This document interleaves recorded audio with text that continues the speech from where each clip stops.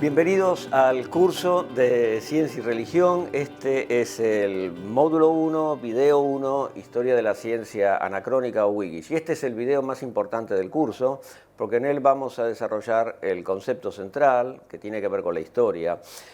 Los historiadores entendemos la historia de una manera distinta a como la puede llegar a entender el público general. Para nosotros la historia se lee de atrás para adelante, no de adelante para atrás, porque nos interesa el pasado. O sea, hay una cosa que no se puede hacer en la historia y es ser anacrónico. Anacrónico significa entender el pasado en términos del presente. A esto también lo llamamos presentismo. Voy a dar un ejemplo. Cuando decimos, por ejemplo, que un conocido faraón, el faraón Tutmosis III, se lo llama a veces el Napoleón egipcio, para entender que hizo un montón de campañas militares y que tuvo conquistas muy importantes.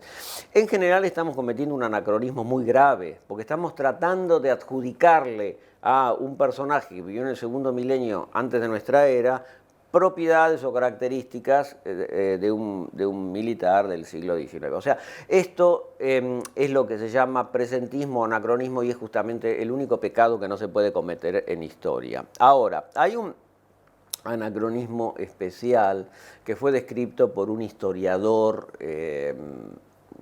británico a mediados del siglo XX, Butterfield, y esto es lo que se llama traducido al castellano el whiggismo, o sea, ser Wiggish.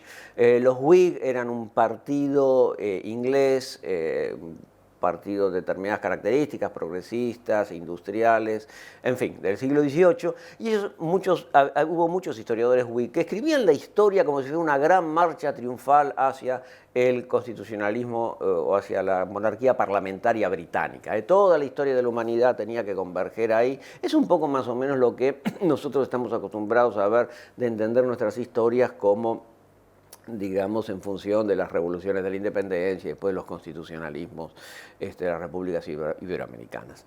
Entonces, esto es lo que este tipo de algo así como teleología, historia, bueno, eso en historia no se hace directamente. El problema con la historia de la ciencia es que la ciencia per se, la ciencia es algo que mira al futuro, es algo que tiene que ver con el presente. A la ciencia, en tanto ciencia, no le interesa el pasado es lo que se superó. La ciencia siempre tiene una dimensión que se proyecta hacia lo nuevo, lo que es mejor, está vinculada al progreso. Y como la historia de la ciencia comenzó a ser escrita por los científicos, en general lo que hacían estos científicos era leer el pasado en función del presente. Pero esto es algo que es justamente lo que no se puede hacer en historia. Entonces ese tipo de historia de la ciencia, a mediados del siglo XX, comenzó a llamarse la historia de la ciencia Whig, ¿no es cierto? Y ustedes tienen que aprender a identificarla y a escaparse de ello, a escaparle como al sarampión. Cuando ustedes escuchan la frasecita, ya entonces se sabía qué cosa, o pues ya entonces los griegos descubrieron el átomo, Demócrito, ahora, bueno, no, miren, eso es Wiggish. Ese es el símbolo de que estamos en territorio Wiggish. Los griegos hablaban de los átomos, es cierto, pero los átomos de los griegos no tienen absolutamente nada que ver con la teoría atómica de Dalton de 1900-1910. Son cosas distintas. Muy bien, los veo en el próximo video. Muchas gracias.